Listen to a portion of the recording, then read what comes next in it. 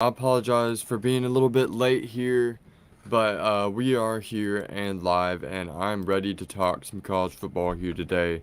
Today we're going to be talking about the College Football National Championship preview. Um, gonna talk a little bit about the Alabama and Washington game since I really didn't go live yesterday, and I apologize about that. Um, so just talking about the Michigan Alabama game real quick. For one, I watched this game. I didn't watch the other game because until like 12 o'clock, and I had to be asleep for work the next day. But I think this game is like one of the greatest college football playoff games I've ever watched in my entire life, and it didn't seem like it was going that way. It really seemed like Alabama was gonna pull it out, and around the third quarter, I started losing a little bit of hope for Michigan. Uh, when it hit the fourth, I was like, okay, when is Michigan gonna make their move? And then they got a fumble recovery.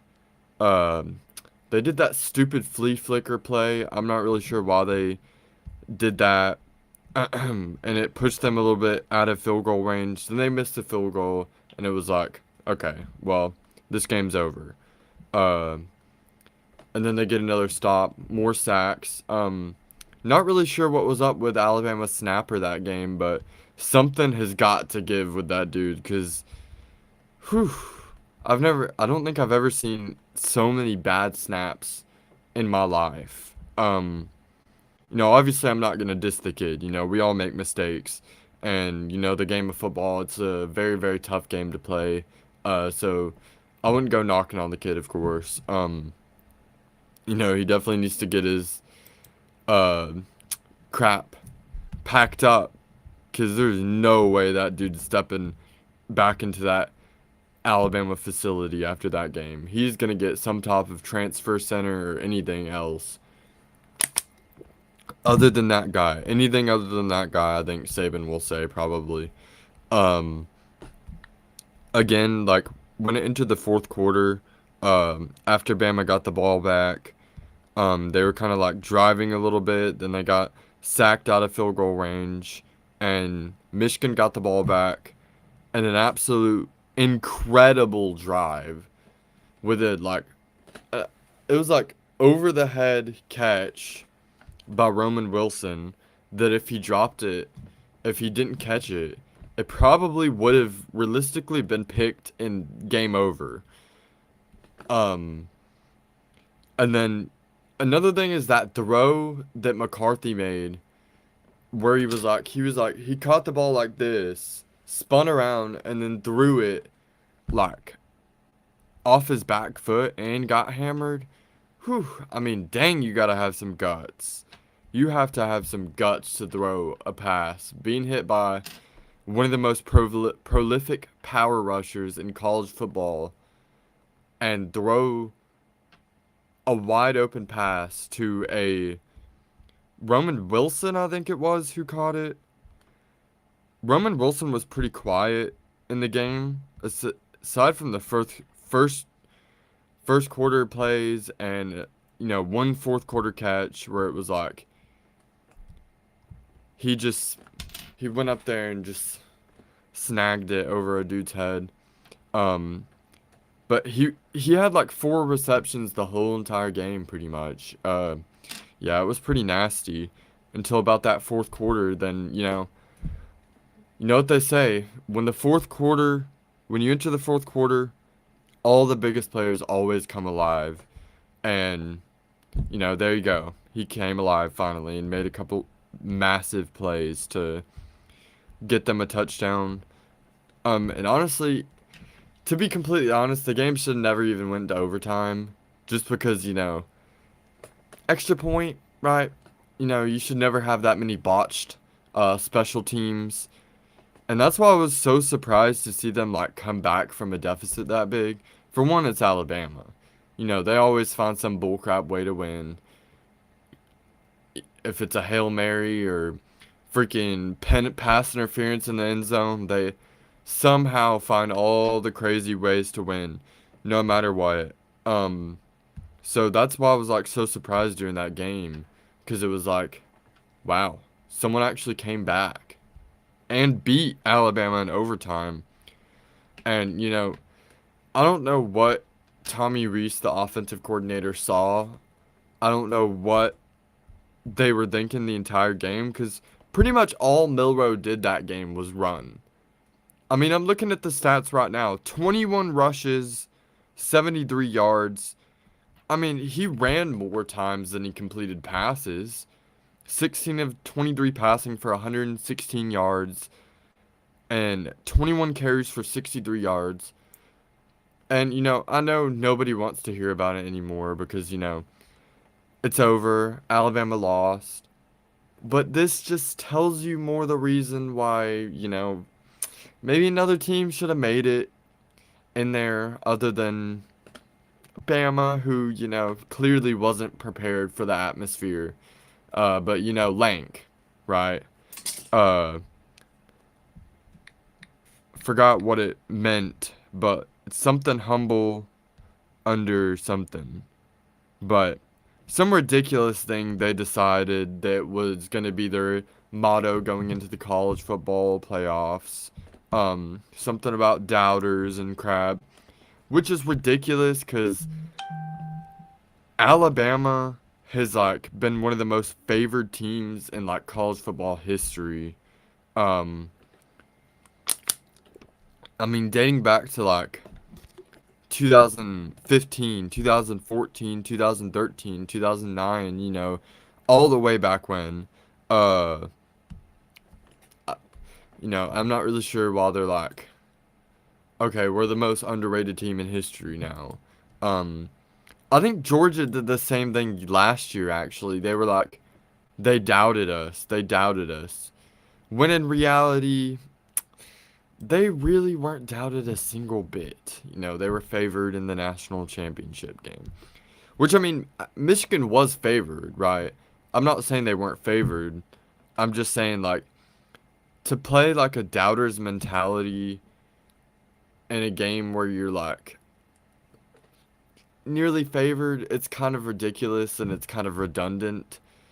Because, I mean, when I'm an Auburn fan, but as a college football fan, I will say this: Alabama is the least humble team ever in history.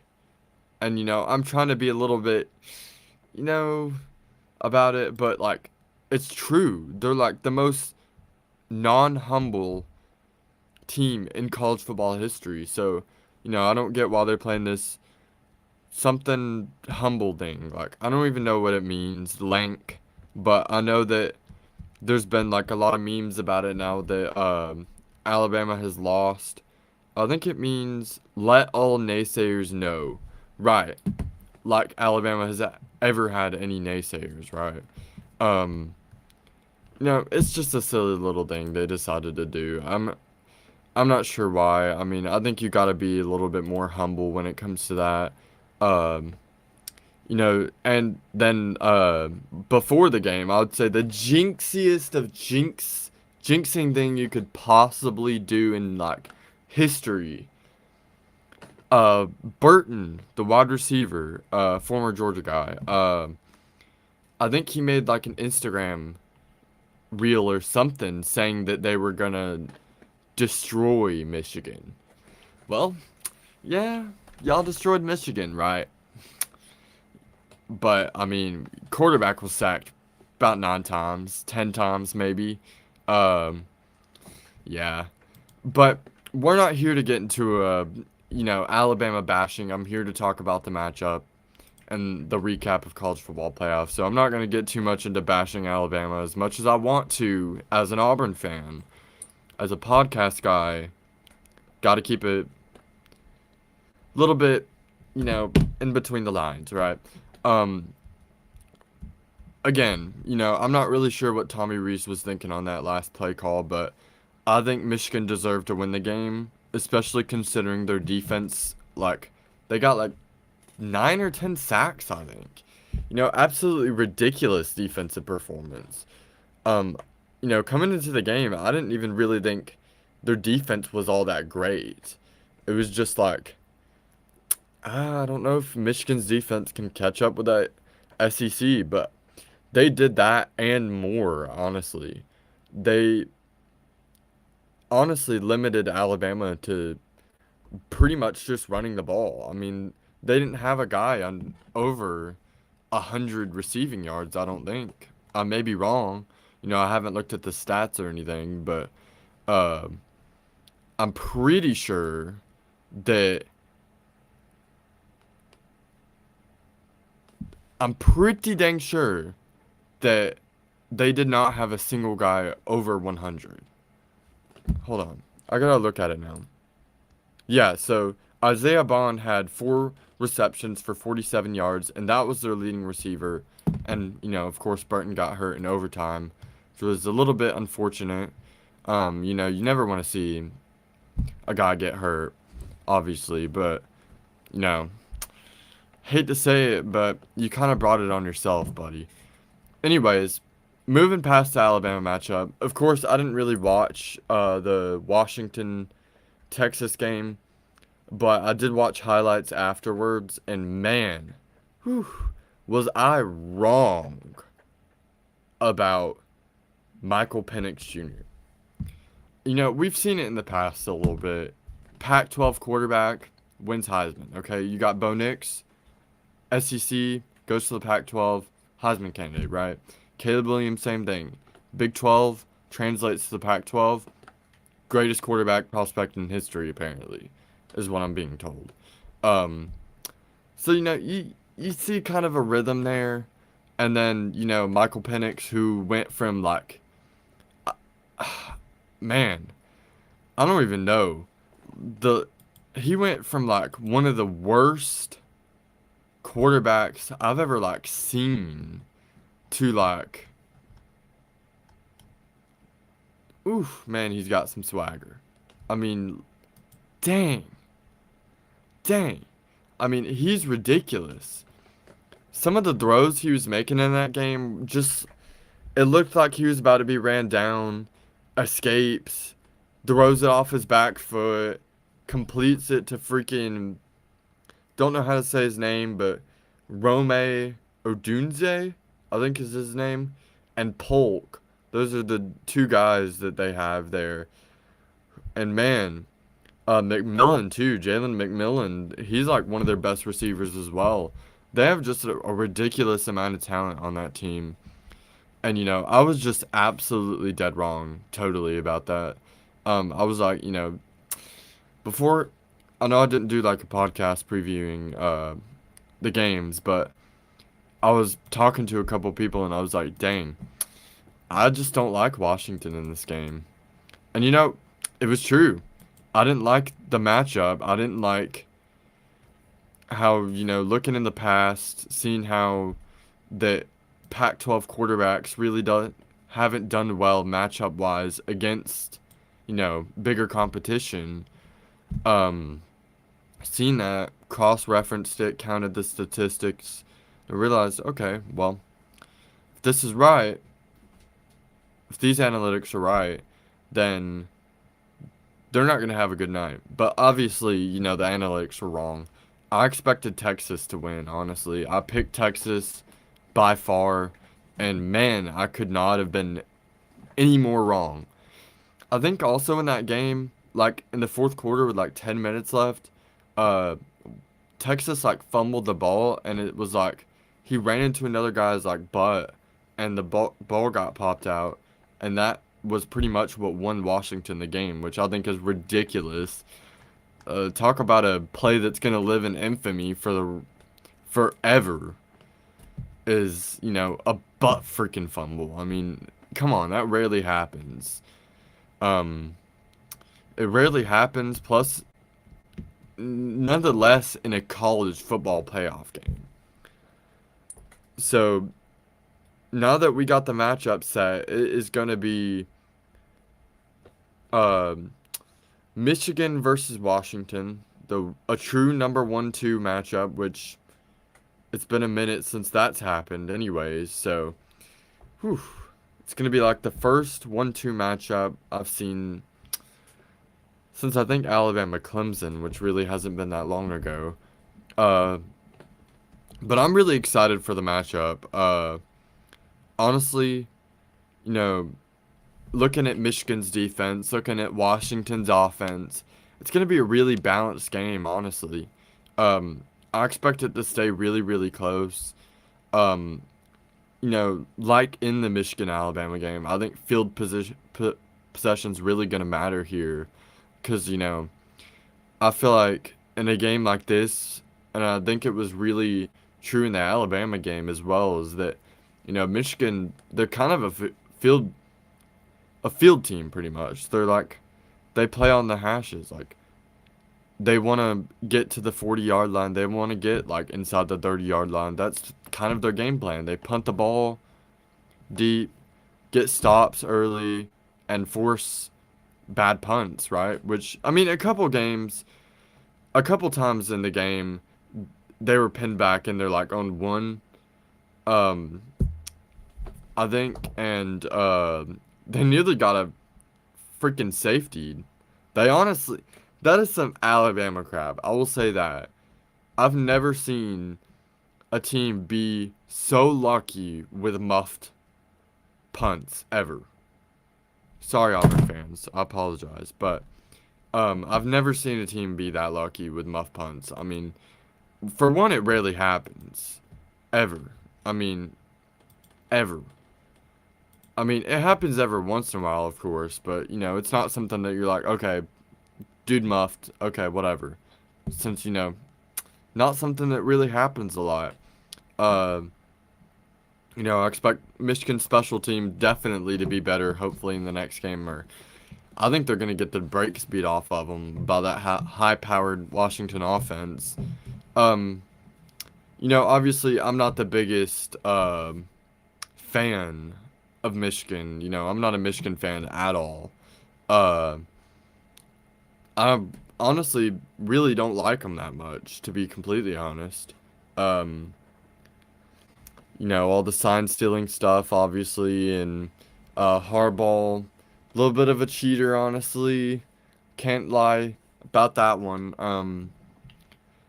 My prediction, I think, I think Washington on my like first projection here. I'm probably gonna change it up a little bit. Um, Hold on, camera's glitching a little bit here.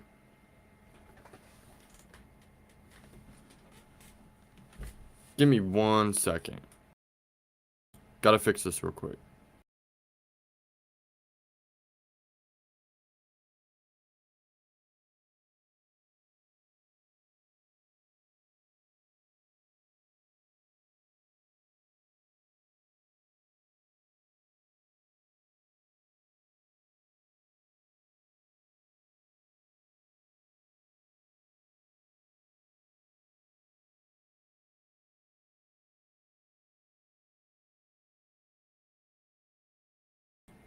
All right, we're good now. Sorry about that. Um, anyways, interrupted there a little bit. But I think my opening spread would probably be about, I'd say 1.5 Washington. That's my like opening spread for the game. I'd say. Um, as I look more into the matchup, obviously I'm a research guy. I'm gonna, look at all the small statistics, look, what team has an advantage on this, and that. Um, and honestly, right now, I'm leaning very, very slight. I'm talking the slightest, Washington. So that's my pick. I think Washington is gonna win. Now, do I think it's gonna, go this way, go that way? Very possible. Very, very, very possible, honestly. I think there's a really good chance that Michigan, just comes and blows them out of the water. Um, you know, Considering what we saw for Michigan's defense, considering what we saw offensively from them, having a little bit of a struggle game, and then, coming back and recovering there. Um, Not sure what's going on with my camera right now. It's glitching a little bit. I gotta get a new camera really bad too. Anyways, so that's the point.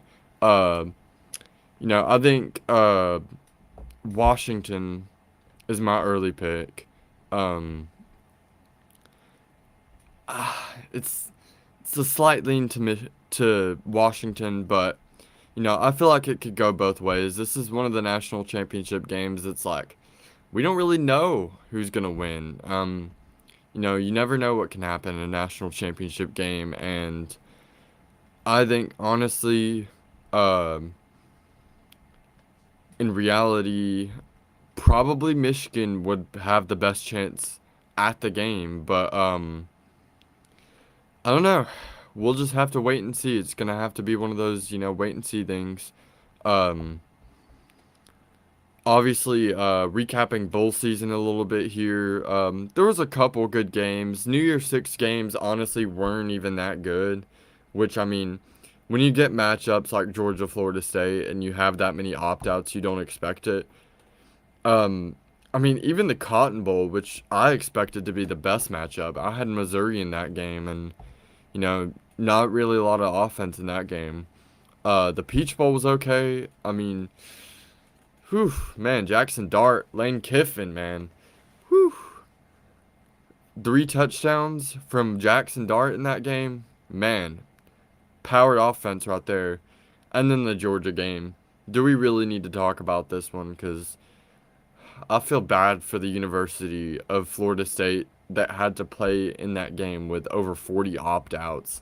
That's ridiculous, man. Um, you never want to play a game with that many opt-outs. And honestly, just to talk about that a little bit here before we go here in about 7 minutes, I really think the whole opt-out thing is kind of stupid when in reality, because like when you're getting paid to play, you're expected to play the games. Like Caleb Williams, he's getting paid like what, millions of dollars to play in those games, and then he's just gonna opt out of the bowl game. Basically, breach of contract right there. Honestly, that's my take on it. I think they need to implement a rule to where it's a breach of some type of contract if you opt out of a bowl game. Sometimes it's okay if, they've been injured in the past, and I feel like there needs to be a certain criteria where it would be okay, like coaching changes, if a coach gets fired, they can opt out of the bowl game or transfer or anything like that. Um, if they're, guaranteed a first round, mostly guaranteed a first round selection, yeah, I mean, yeah, you can opt out, right? But I really, really don't think fringe second, third, and fourth rounders should be opting out of games. I don't think they should be able to, for one.